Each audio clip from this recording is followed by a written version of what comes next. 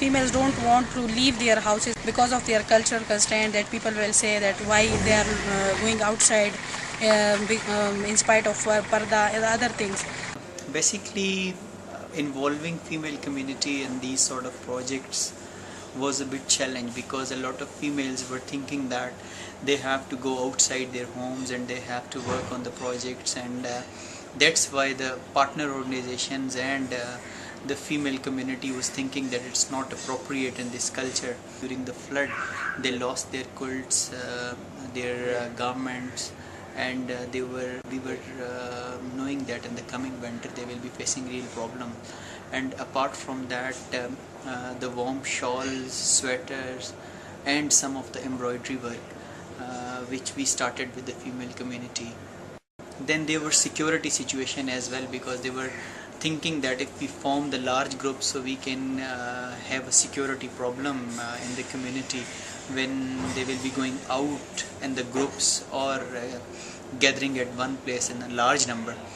So we basically manage this because of our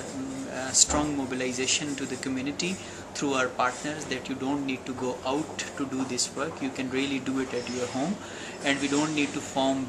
large groups at the village level. We can have small groups at mohalla level where you can work inside your houses. And if you need any capacity building things or skills enhancement, we can identify the community members from you, the ladies who really have polished skills, and they can contribute to your skills enhancement, and you can really work in your homes. So this is how we address this issue.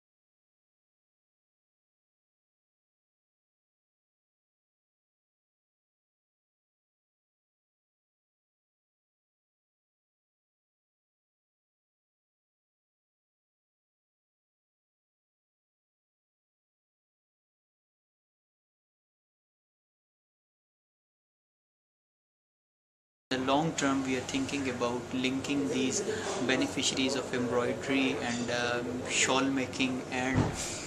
the sweater making with the new shops or organizations who are working with the female community on these products, to link them with each other so that they can sustain for a long time, and they can it can contribute to their livelihoods for the long time.